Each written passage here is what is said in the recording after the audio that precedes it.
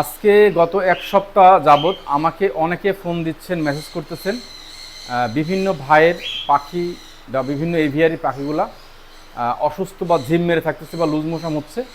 এর জন্য আসলে আমাদের করণীয় যে বিষয়গুলো, তো বা কোন মেডিসিনটা খাওয়াইলে এই ধরনের সমস্যাটা হবে না, সেটা প্রথমত কথা বলি। আমি গতকালকে ভিডিওতে একটা কথা বলেছি, আপনার পাখির যে মেডিসিনটা খাওয়াইলে অ্যান্টিবডি তৈরি হবে, রোগ প্রতিরোধক ক্ষমতা তৈরি হবে।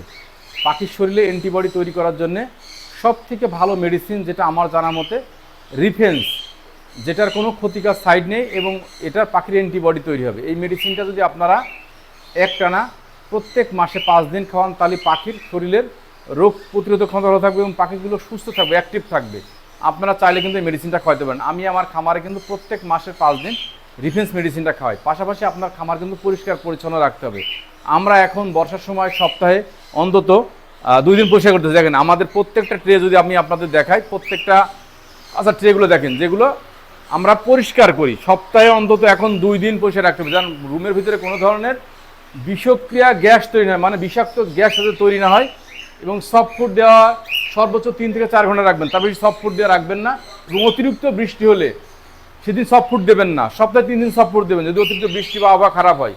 এই বিষয়গুলো খেয়াল রাখবেন, যেহেতু ডিম দেওয়া থাকে এই জন্য 3 ঘন্টা বেশি রাখা উচিত না। এবং পাখিকে অবশ্যই লাইসোভিট মেডিসিনটা মাসে 2 দিন খাওয়াতে পারেন, আর প্রোবায়োটিকটা দিবেন। তাহলে এই ধরনের যদি আপনি গাইডলাইনটা ফলো করেন, মাসে 5 দিন প্রোবায়োটিক দিবেন, মাসে আপনি প্রথমে রিফেন্স দিলেন 5 দিন, এবং আপনি রেড লিভারটা দিতে পারেন বা লিভার টনিক মেডিসিনটা খাওয়াতে পারেন। সেক্ষেত্রে পাখির রোগ প্রতিরোধ ক্ষমতা ভালো থাকবে, পাখির লিভার এবং কিডনি ভালো থাকবে। তাহলে ছোটোখাটো কোনো ভাইরাস বা ব্যাকটেরিয়া পাখিকে দুর্বল করতে পারবে না। তো আশা করি আমার কথাটা আপনারা বুঝতে পেরেছেন। সবাই ভালো থাকবেন। আসসালামু আলাইকুম।